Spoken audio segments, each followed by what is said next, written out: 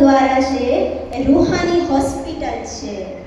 આપણે બધાને રોજ બાબા કહે છે કે તમે આ હોસ્પિટલમાં આવશો તો શું બની જશો?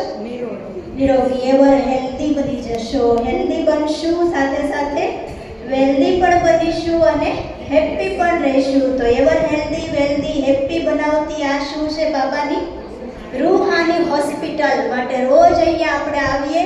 બાબા આપણને જેવી બીમારી હોય ને એ પ્રમાણે ઈલાજ કરે. ક્યારેક ક્યારેક આપણને ટેબ્લેટ આપે, ક્યારેક ક્યારેક ઇન્જેક્શન આપે, ક્યારેક ક્યારેક બાટલા ચડાવે. બહુ બધું બરાબર ન હોય તો ઓપરેશન પણ કરે. કે ને તીસરે નેત્ર કા કિયા હે ઓપરેશન. તો આ શું છે? બાબાનું ઘર રૂહાની હોસ્પિટલ. ત્યાર પછી બાબાનું ઘર સ્કૂલ પણ છે, પાઠશાળા પણ છે, કોલેજ પણ છે, તો યુનિવર્સિટી પણ છે. તો આપણે કેટલા ભાગ્યવાન છીએ. કોઈ કોઈ તો પહેલા ધોરણમાં ભણવા નથી ગયા, છતાંય આપણે યુનિવર્સિટીમાં બેઠા છીએ.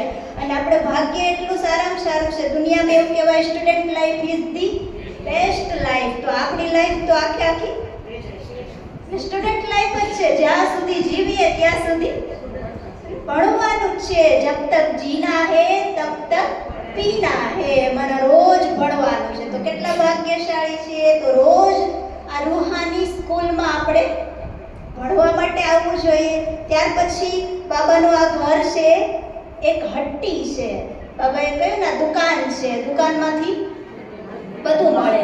હવે તો આપણે શું કહીશું? આ મેગા મોલ છે, બધું મળે છે ને. અહીંયા આપણે જે જોઈએ એ પ્રાપ્ત થાય છે. સુખ શાંતિ. જે દુનિયામાં એવા મોલ કે બન્યા જ નથી. બન્યા છે વસ્તુ મળે પણ સુખ શાંતિ ન મળે. તો સૌથી વધારે કિંમતી જે વસ્તુ અહીંયાથી મળે છે, સુખ શાંતિ, આનંદ, પ્રેમ, એ ક્યાંય દુકાનોમાંથી મળતી નથી. માટે આ દુકાનમાં રોજ આવવું જોઈએ. ક્યારેક ક્યારેક નહીં, મફતમાં મળે એવી કઈ દુકાન હોય? મળે કરું ને પાછું મફતમાંય મળે. એટલે અહીંયાથી જેટલો સામાન લેવાય એટલો લઈ લેવો જોઈએ. ત્યાર પછી બાબાનું ઘર રૂહાની પેટ્રોલ પંપ પણ છે. આત્માની ગાડી ચાલતા ચાલતા જો થાકી જાય, રૂકી જાય, એના માટે શું કરવું પડે? રોજ પેટ્રોલ પુરાવવું પડે. જેમ ગાડીને ચલાવવા રોજ પેટ્રોલની જરૂર પડે, એમ આપણી આ ગાડીને પણ બરાબર દોડતી રાખવા માટે પેટ્રોલ પુરાવીએ. પેટ્રોલ કયું છે? બાબાની યાદ અને બાબાની મુરલી. અને મુરલી જ આપણા માટે પેટ્રોલ છે ને. તો રોજ અહીંયા મુરલી સાંભળવા આવશું તો આત્માની ગાડીને પેટ્રોલ મળી જશે ને ગાડી રોજ ચાલતી રહેશે. ત્યાર પછી પોસ્ટ ઓફિસ પણ છે. પોસ્ટ ઓફિસમાંથી પત્ર આપલે થાય ને તો અહીંયા આપણે રોજ શું કરીએ છીએ?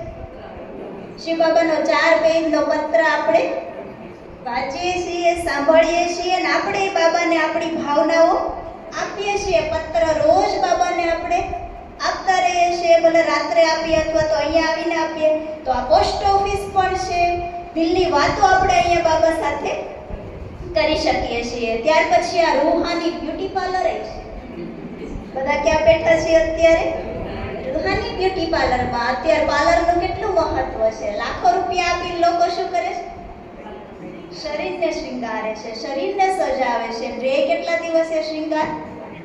થોડીક વાર, 2-3 દિવસ રહે. કોઈ બહુ સારો હોય તો મહિનો રહે, પણ વધારે તો નહીં રહે. અહીંયા તો બાબા આપણને શું કેવું? રોજ તમારો એવો શણગાર કરું છું કે 21 જન્મ સુધી તમે એવા સુંદર બની જશો કે ક્યારેય પાવડર લગાડવો જ નહીં પડે. વાળ માટે કાંઈ મહેનત કરવી જ નહીં પડે. તો એટલા સુંદર બનાવવા માટે બાબા શું કે રોજ અહીંયા ગુરુદ્વારામાં આવો, પાર્લરમાં આવો.